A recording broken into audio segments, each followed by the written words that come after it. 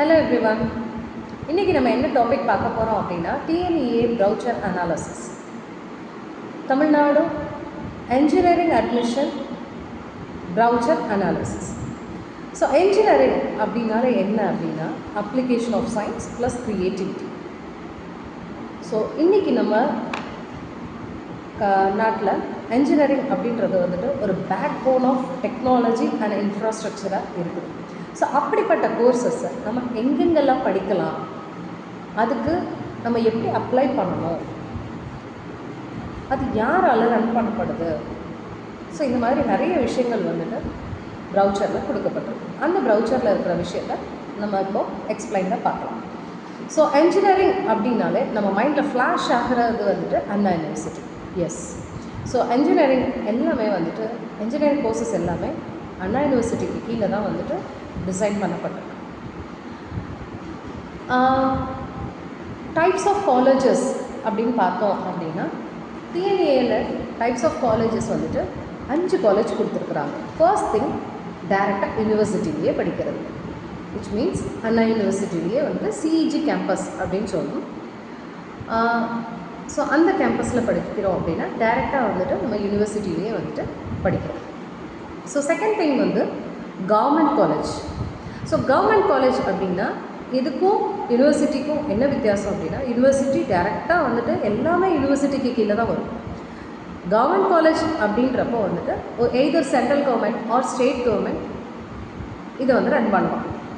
So central government state கவர்மெண்ட்டால் run பண்ணப்படுற college அப்படின்னு பார்த்தோம் அப்படின்னா கோயம்புத்தூரில் இருக்கிற கவர்மெண்ட் காலேஜ் ஆஃப் டெக்னாலஜி இது வந்துட்டு கவர்மெண்ட்டால் ரன் பண்ணப்படும். ஸோ ஃபினான்ஷியல் ஃபண்ட்ஸ் எல்லாமே வந்துட்டு கவர்மெண்ட் வந்து பண்ணுவாங்க. இதுதான் வந்து கவர்மெண்ட் காலேஜ் அப்படின்னு நம்ம சொல்கிறோம். கவர்மெண்ட் எய்டட் காலேஜ் அப்படின்னா என்ன அப்படின்னா காலேஜ் வந்து மேனேஜ் பை ப்ரைவேட் ரன் பண்ணுவாங்க, பட் ஃபினான்ஷியல் எய்ட் எல்லாமே வந்து கவர்மெண்ட்லேருந்து வரும். இதுக்கு என்னென்ன காலேஜெலாம் இருக்குது அப்படின்னு பார்த்தோம் அப்படின்னா மதுரையில் தியாகராஜா காலேஜ் இருக்குது, கோயம்புத்தூரில் வந்துட்டு பிஹெச்டி இருக்குது, பிஹெச்டி காலேஜ் ஆஃப் டெக்னாலஜி இருக்குது. ஸோ இது எல்லாமே வந்துட்டு நம்ம என்ன சொல்லலாம், கோயம்புத்தூரில் சிஐடி இருக்குது. இது எல்லா காலேஜஸுமே வந்துட்டு கவர்மெண்ட் எய்டட் காலேஜ் அப்படின்னு சொல்லலாம். Next thing is constituent college. Constituent college அப்படின்னா என்னென்னா டைரெக்டாக வந்துட்டு இந்த அண்ணா யூனிவர்சிட்டியாலேயே வந்துட்டு டைரெக்டாக ஃபங்க்ஷன் ஆகிற காலேஜ். எல்லா கண்ட்ரோல் எல்லாமே வந்துட்டு யூனிவர்சிட்டி கிட்ட தான் இருக்கும். டைரெக்டாக வந்துட்டு it will B functioning under the university. So இதை வந்துட்டு கான்ஸ்டியூயன்ட் காலேஜ் அப்படின்னு சொல்லுவோம். ஸோ இது வந்துட்டு அண்ணா யூனிவர்சிட்டி மதுரை, அண்ணா யூனிவர்சிட்டி திருச்சி, இது எல்லாமே வந்துட்டு நம்ம கான்ஸ்டியூயன்ட் காலேஜ் அப்படின்னு சொல்லுவோம். The last thing is self-finance college. Self-financing college அப்படின்னா purely run by private college. So private college for example நம்மளோட SRM, சத்யபாமா இவங்க எல்லாருமே வந்துட்டு ப்ரைவேட் காலேஜஸில் வர்றாங்க. இது வந்து செல்ஃப் ஃபைனான்ஸ் காலேஜஸில் வர்றாங்க. ஸோ இங்கே ஃபுல் அண்ட் ஃபுல் வந்து செல்ஃப் ஃபைனான்ஸ் காலேஜ் வந்து NIRF ரேங்கிங் பார்த்து NAC அக்ரிடேஷனோட நம்ம பார்த்து சூஸ் பண்ணி காலேஜில் ஜாயின் பண்ணிக்கிறோம். ஸோ இதை வந்துட்டு செல்ஃப் ஃபைனான்சிங் காலேஜ் அப்படின்னு நம்ம சொல்கிறோம். ஸோ எல்லாமே படிச்சுட்ருக்கோம். எவ்வளோ கோர்சஸ் இருக்குது அண்ணா யூனிவர்சிட்டியில், எவ்வளோ கோர்சஸ் இருக்குது அப்படின்னு பார்த்தோன்னா 120 கோர்சஸ் வந்து இருக்குது. ஸோ இதுக்கு எலிஜிபிலிட்டி என்ன அப்படின்னு பார்த்தோன்னா எல்லாமே based on 12th marks. 12th மார்க்ஸை பேஸ் பண்ணி உங்களோட கட் ஆஃப் பொறுத்து வந்துட்டு you can go for the engineering. So இதில் என்னென்ன குரூப் எடுத்திருந்தால் we are eligible to apply அப்படின்னு பார்த்தோம் அப்படின்னா PCM or PCMB. So main thing இதுக்கு கட் ஆஃப் கால்குலேஷனுக்கு ஃபிசிக்ஸ், கெமிஸ்ட்ரி, மேக்ஸ் இது 3 மட்டும்தான் வந்துட்டு கால்குலேஷனுக்கு எடுத்துப்பாங்க. ஸோ இது ஃபிசிக்ஸ் ரிலேட்டடாக என்ன இன்ஜினியரிங் கோர்சஸ் நம்ம படிக்கலாம் அப்படின்னு பார்த்தா aerospace engineering, electronics and communication engineering, electrical and electronics, EEE, ECE இந்த மாதிரி கோர்சஸ் எல்லாமே ஃபிசிக்ஸ் ரிலேட்டடான engineering courses and so on.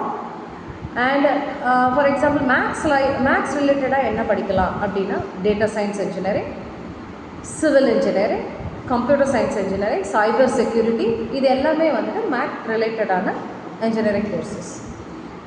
Chemistry ரிலேட்டடாக அப்படின்னா petroleum chemical engineering, biochemical engineering, food technology, இது எல்லாமே வந்துட்டு கெமிஸ்ட்ரி ரிலேட்டடான இன்ஜினியரிங் கோர்சஸ். பயாலஜி ரிலேட்டடாகவும் இன்ஜினியரிங் கோர்சஸ் இருக்குது. So bio informatics, biotechnology, agriculture engineering, so இது எல்லாமே வந்துட்டு பயாலஜி ரிலேட்டடான இன்ஜினியரிங் கோர்சஸ். ஸோ இந்த மாதிரி வந்துட்டு 120 கோர்சஸ் வந்துட்டு அண்ணா யூனிவர்சிட்டி கீழே இருக்குது. இது எல்லாத்துக்குமே வந்துட்டு நம்மளோட மார்க் பேசிஸில் வந்துட்டு we can apply. ஸோ அடுத்து பார்த்தோம் அப்படின்னா என்ன பண்ணணும் நம்ம? சரி, இதெல்லாம் கோர்சஸ் இருக்குது, இங்கே இந்த மாதிரி காலேஜஸ் இருக்குது, இதெல்லாம் ஓகே. இதுக்கு நம்ம என்ன பண்ணணும் அப்படின்னு பார்த்தோம் அப்படின்னா, ஃபர்ஸ்ட்டு அப்ளை பண்ணணும். அப்ளை பண்ணுறதுக்கு அங்கேருந்து கவுன்சிலிங் ப்ராசஸ் வந்து ஸ்டார்ட் பண்ணணும். கவுன்சிலிங் ப்ராசஸ் ஸ்டார்ட் பண்ணால் நம்மளுக்கு வந்துட்டு இன்ஃபர்மேஷன் வரும். ஸோ இந்த டேட்டில் வந்துட்டு ஸ்டார்ட் பண்ணுறாங்க அப்படின்னு சொல்லிட்டு இன்ஃபர்மேஷன் வரும். ஸோ அதுக்கப்புறம் first thing we have to register. Register பண்ணதுக்கப்புறம் we have to apply. Application fill பண்ணணும். அப்ளிகேஷன் ஃபில் பண்ணதுக்கப்புறம் நம்மளுக்கு அலாட்மெண்ட் வரும். அலாட்மெண்ட்டுக்கு அப்புறம் we have to upload the documents. என்னென்ன மாதிரியான டாக்குமெண்ட்ஸ் அப்படின்னா நம்மளோட சர்டிஃபிகேட்ஸ் எல்லாமே வந்துட்டு we have to upload.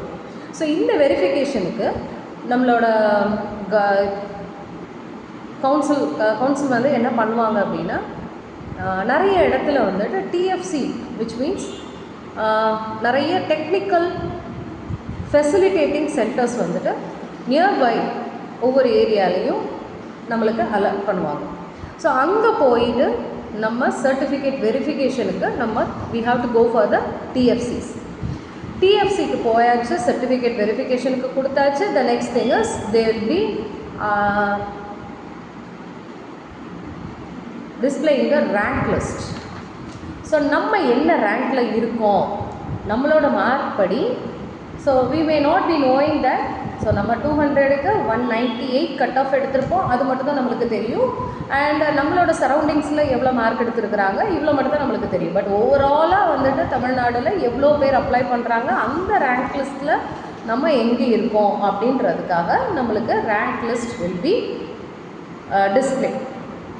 So rank list அப்புறம் என்ன பண்ணுவாங்க அப்படின்னா they will be calling for online counselling. So அந்த கவுன்சிலிங் மூலமாக நம்மளுக்கு அட்மிஷன் கிடைக்கும்.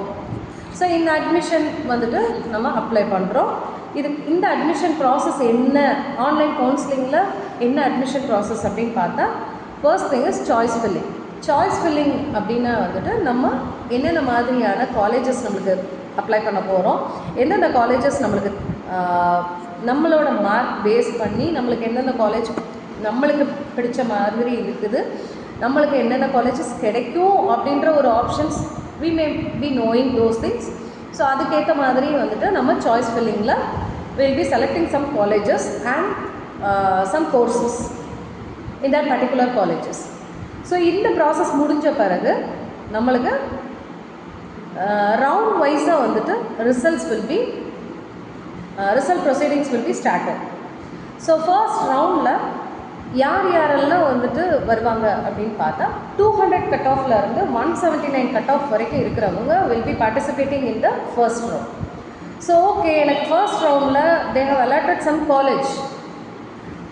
எனக்கு வந்து I have chosen so many colleges which means 5 colleges வந்துட்டு நான் வந்து ப்ரையாரிட்டைஸ் பண்ணி வச்சுருக்கிறேன். அந்த 5 collegesல வந்துட்டு I have got the 5th college. So in that case நான் என்ன பண்ணலாம் அப்படின்னா, இந்த 5th காலேஜை அக்செப்ட் பண்ணிவிட்டு இதுக்கு மேலே இருக்க காலேஜ் எனக்கு கிடைச்சாலும் இட் வில் பி ஓகே அப்படின்னு சொல்லி ஐ will be giving accept and upward அப்படின்ற ஆப்ஷனை வந்துட்டு நான் கிளிக் பண்ணுறேன். ஸோ அப்போது திருப்பி வந்துட்டு அப்வர்ட் காலேஜஸ் கிடைக்கிறதுக்கு வாய்ப்பு இருக்குது. இல்லை அப்படின்னா ஆல்ரெடி நீங்கள் அக்செப்ட் பண்ண காலேஜஸையுமே வந்துட்டு நீங்கள் சூஸ் பண்ணலாம். இல்லை அப்படின்னா செகண்ட் ஆப்ஷன் என்ன பண்ணலாம் அப்படின்னா, ஃபர்ஸ்ட் திங் நான் அக்செப்ட் பண்ணிக்கிறது, எனக்கு என்ன காலேஜ் வந்திருக்கோ அந்த காலேஜே வந்துட்டு நான் அக்செப்ட் பண்ணிக்கிறேன். செகண்ட் திங், நான் இதை அக்செப்ட் பண்ணிக்கிறேன், ஆனால் எனக்கு இன்னொரு ஆப்ஷனும் எனக்கு மேலே அப்வர்டில் இருக்கிற காலேஜஸ் வந்தாலும் it will be okay for me அப்படின்ற ஆப்ஷனில் நான் அக்செப்ட் அண்ட் அப்வர்ட் கொடுக்குறேன். ஸோ அப்வர்டில் எனக்கு காலேஜஸ் வந்து செலக்ட் ஆகிறதுக்கும் வாய்ப்பு இருக்குது, இல்லாமல் போகிறதுக்கும் வாய்ப்பு இருக்குது. ஸோ அப்போது எனக்கு நான் already what I have been accepted அந்த காலேஜஸை நான் வந்துட்டு எடுத்துக்கணும், சான்சஸ் இல்லை அப்படின்னு. Otherwise I can get the other colleges which I need. So second option, accept and upward. Third one என்ன அப்படின்னா decline and upward. Decline அப்படின்னா என்ன அப்படின்னா எனக்கு இப்போது ஒரு காலேஜ் வந்து அலர்ட் ஆகிருக்கு, அந்த அலாட்மெண்ட் வந்து எனக்கு வேண்டாம், இந்த காலேஜ் எனக்கு வேண்டாம், let me go for some other option which I have chosen already. So அப்போது நான் அப்வர்டில் இருக்கிற காலேஜ், ஃபார் எக்ஸாம்பிள் நான் ஒரு 10 காலேஜஸ் சூஸ் பண்ணியிருக்கேன், எனக்கு 10th காலேஜ் தான் வந்துட்டு இப்போது கிடச்சிருக்கு. ஸோ இப்போ எனக்கு இந்த 10th காலேஜ் வேண்டாம், மேலே இருக்க 9 காலேஜஸில் ஏதாவது ஒரு காலேஜஸ் கிடைச்சா it will be okay for me அப்படின்னா I can go for the decline and upward option. And the last thing is, எனக்கு இந்த காலேஜ் வேண்டாம், ஏன்னா நான் அப்வர்ட் ப்ராசஸ் போக விரும்பல அப்படின்னா நான் வந்துட்டு டிக்ளைன் அப்படின்னு கொடுத்துருவேன். Directly I will be going for second slide. இந்த செகண்ட் ஸ்லைடிங்கில் யார் யாரெல்லாம் வருவாங்க அப்படின்னா some more persons will be coming. Since first ரவுண்டில் வந்துட்டு 200லேருந்து 179 வரைக்கும் இருக்கிற கட் ஆஃபில் இருக்கிற ஸ்டூடெண்ட்ஸ் தான் வந்துட்டு they will be participating in the first round. So இந்த ஆப்ஷன் எதுவுமே வேண்டாம், நான் செகண்ட் ரவுண்ட் போகும்போது so many children will think of எனக்கு இந்த ஆப்ஷனை விட, எனக்கு நான் மேலே கொடுத்துருக்க ஆப்ஷன் வந்து செகண்ட் ஸ்லைடிங் அப்போ யார் யாரெல்லாம் வேண்டான்னு விட்டுட்டாங்களோ அந்த ஆப்ஷனில் எனக்கு வரும் அப்படின்ற நம்பிக்கையோட செகண்ட் ஸ்லைடிங்க்கு போகிறாங்க. ஸோ செகண்ட் ஸ்லைடிங்கில் என்ன பண்ணுவாங்க அப்படின்னா 178லேருந்து 142 கட் ஆஃப் இருக்கிறவங்க வந்துட்டு they will be participating in the second round. So இந்த செகண்ட் ரவுண்ட்லேயும் the same thing will be happening, same options will be coming. So accept and upward, decline and upward, decline option இது எல்லாமே second ரவுண்ட்லேயும் நடக்கும். த finally third ரவுண்டில் யார் participate பண்ணுவாங்க அப்படின்னா 141லேருந்து 77 cut off இருக்கிற வரைக்கும் உண்டான ஸ்டூடெண்ட்ஸ் வந்துட்டு they will be participating in the third round. So இது எதுலேயுமே வந்துட்டு எனக்கு சீட் அலாட்மெண்ட் வரலை அப்படின்ற பட்சத்தில் supplementary round will be conducted, அதில் வந்துட்டு எனக்கு சீட் அலாட்மெண்ட் கிடைக்கிறதுக்கு வாய்ப்பு இருக்குது. ரைட். ஸோ இதில் வந்து பார்த்திங்க அப்படின்னா நம்ம எதுக்காக இந்த மாதிரி காலேஜஸ் சூஸ் பண்ணுறோம், எதுக்காக வந்துட்டு நம்ம NIRF ரேங்கிங் பார்க்குறோம், NAC அக்ரிடேஷன் இருக்கான்னு பார்க்குறோம், இது எல்லாமே எதுக்காக பார்க்குறோம் அப்படின்னா நம்மளுக்கு best output should come out and then finally நம்மளோட ரிசல்ட்ஸ் வந்துட்டு நல்லா இருக்கணும். ஸோ இந்த ஒரு விஷயத்துக்காக நம்ம நல்ல காலேஜஸாக என்ட்ரு ஆகணும் அப்படின்றதுக்காக தான் இவ்வளோ விஷயங்கள் வந்துட்டு பார்க்கணும் அப்படின்னு சொல்கிறாங்க. ஸோ நெக்ஸ்ட் திங் அப்படின்னு பார்க்கும்போது கவுன்சிலிங் ஷெட்யூல். ஸோ இவ்வளோ நேரம் நம்ம என்ன பார்த்தோம் அப்படின்னா கவுன்சிலிங் ப்ரொசீஜர்ஸ் பார்த்தோம், என்னென்னலாம் கவுன்சிலிங்கில் நடக்கும் அப்படின்னு பார்த்தோம். இப்போ ஷெட்யூலிங் அப்படின்னும் போது இதில் ஃபர்ஸ்ட் திங் என்ன அப்படின்னா ஸ்பெஷல் கேட்டகரி இருக்கிற பீப்புளை வந்துட்டு they will B calling first.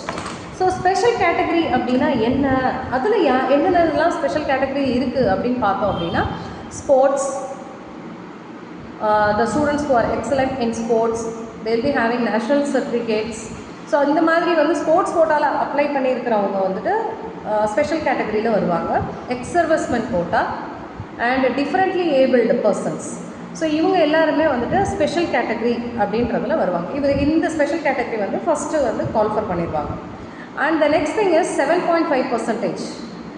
So 7.5 reservation அப்படின்னா என்ன அப்படின்னா அவங்க 7th கிளாஸ் 7லேருந்து 12th ஸ்டாண்டர்ட் வரைக்கும் அவங்க தமிழ்நாடுக்குள்ளே இருக்கிற ஸ்கூலில் படிச்சிருக்கணும். அதாவது நம்மளோட தமிழ்நாடு போர்டு எஜுகேஷன் வந்து அவங்க படிச்சிருக்கணும். கிளாஸ் 7லேருந்து கிளாஸ் 12 வரைக்கும் அவங்க கவர்மெண்ட் ஸ்கூலில் படிச்சிருக்கணும், தமிழ்நாடு கவர்மெண்ட் ஸ்கூலில் படிச்சிருக்கணும். Either English medium or Tamil medium அவங்க வந்துட்டு தமிழ்நாடு கவர்மெண்ட் ஸ்கூலில் படிச்சிருக்கணும்.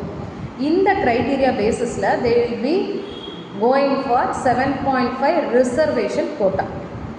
இதில் 7th-லேருந்து 12th ஏதாவது ஒரு வருஷம் அவங்க இங்கே படிக்கலை, கவர்மெண்ட் ஸ்கூலில் படிக்கலைனாலும் இல்லை தமிழ்நாடு போர்டில் படிக்கலைனாலுமே they won't be coming under this, they won't be eligible for this 7.5 reservation. So next thing is இவங்களுக்குமே வந்து அதாவது 7 பாயிண்ட் ரிசர்வேஷன் இருக்கிறவங்களுக்குமே சரி, sports quota, ex serviceman quota, differently able person, இவங்களுக்குமே வந்துட்டு இந்த மார்க் வைஸ் கட் ஆஃப் வந்து same தான். So அவங்கள கால் பண்ணுவாங்க. பட் அவங்களோட மார்க்குமே வந்துட்டு இதே மாதிரி first round, second round, third round அப்படின்ற ப்ராசஸில் தான் they will be scheduling the counselling process. So the next thing அப்படின்னு பார்த்தா, and one more thing is every category will be having specific date for counselling. So ஒவ்வொருத்தருக்கும் வந்துட்டு ஒவ்வொரு dates வந்துட்டு specific dates வந்துட்டு கொடுத்துருவாங்க, கால்ஃபர் பண்ணுவாங்க. ஸோ அந்த டேட்டில் தான் வந்துட்டு they will be having the counselling, right. So அடுத்து வந்து எலிஜிபிலிட்டி அப்படின்னு பார்ப்போம். எலிஜிபிலிட்டி பார்க்கும்போது யாரெல்லாம் இதுக்கு எலிஜிபிள் அப்படின்னு இப்போ தான் நம்ம சொன்னோம். ஸோ கிளாஸ் 7.5 ரிசர்வேஷனுக்கு வந்துட்டு 7th to 12th வந்து அவங்க தமிழ்நாடு போர்டு படிச்சிருக்கணும். அதே மாதிரி கவர்மெண்ட் ஸ்கூலில் படிச்சிருக்கணும். தே வில் பி எலிஜிபிள். அதே மாதிரி யாரெல்லாம் எலிஜிபிள் அப்படின்னு பார்த்தோம் அப்படின்னா 8 to 12 கிளாஸ் 8 நார்மல், அதாவது மற்ற கோட்டாஸ், மற்ற கேட்டகரிக்கு கிளாஸ் 8லேருந்து 12 வரைக்கும் அவங்க தமிழ்நாடு போர்டில் படிச்சிருக்கணும். ஆர் ஏதோ ஒரு வருஷம் 2 வருஷம் அவங்க வந்துட்டு வேறு எங்கேயோ போயிட்டாங்க, அதர் ஸ்டேட் போயிருக்காங்க. பட் தமிழ்நாடுக்கு ஈக்விவேலண்ட்டான போர்டு வந்து அவங்க படிச்சிருக்காங்க அப்படின்னா they have to provide the certificate and the nativity certificate for the thing for applying. And second thing is other state but TN ஸ்கூலிங்கில் தான் படிச்சிருக்காங்க, டிஎன் போர்ட்ஸ் ஆஃப் ஸ்கூலிங்கில் தான் படிச்சிருக்கிறாங்க, அந்த சிலபஸ் தான் படிச்சிருக்காங்க அப்படின்னாலும் they can apply for it. And the next thing வந்து Sri Lankan refugees கூட வந்துட்டு can also apply by providing some certificates. And general category இருந்தாங்க அப்படின்னா they have to score 45% of marks and they will be coming under the open category.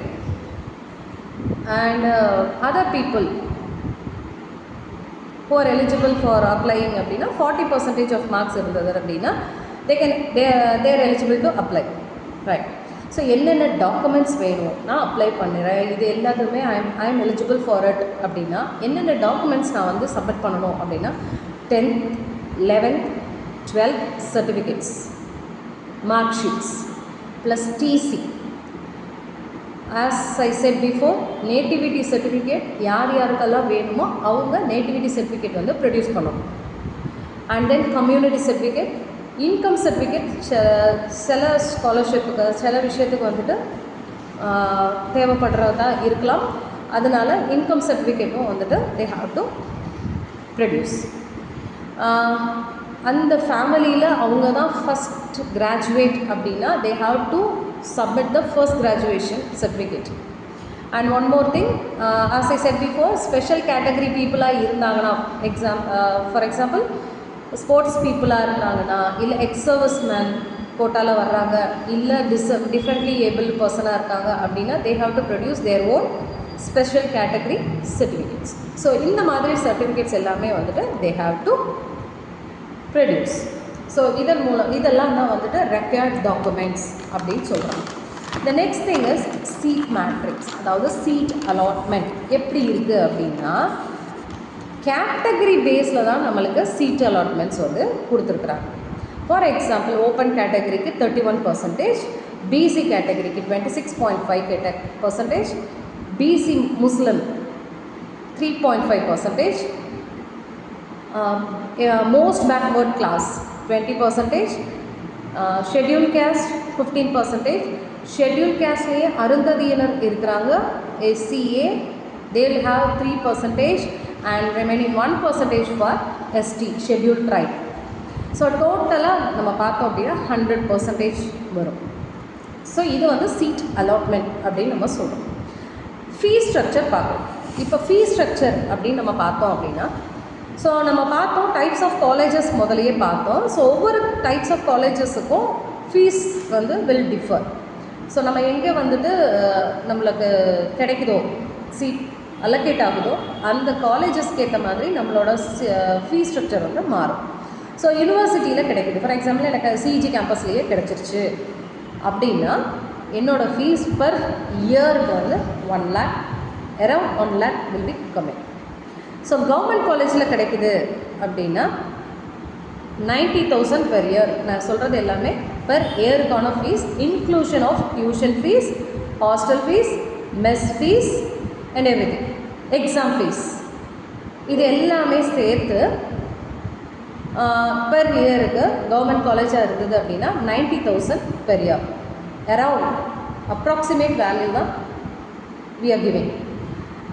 So government aided காலேஜில் படித்தோம் அப்படின்னா 70,000 per year, 70 to 75,000 per year வந்துட்டு உங்களோட ஃபீஸாக இருக்கும். Similarly constituent காலேஜில் படிக்கிறோம் அப்படின்னா 80 to 85,000 per year. Self finance college படிக்கிறோம் அப்படின்னா it's purely run by private. அதனால் கண்டிப்பான முறையில் ஃபீஸ் ஸ்ட்ரக்சர் வந்து ஹையாக தான் இருக்கும்.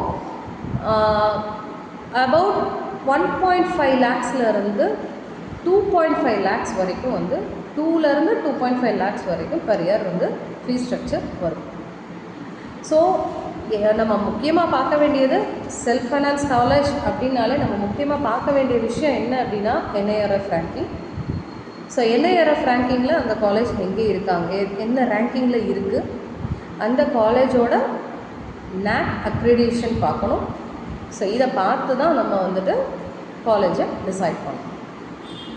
ஸோ இந்த விஷயங்கள் எல்லாமே வந்துட்டு overall these are all the overall information which has been provided in TNEA brochure. So hereby I am completing this.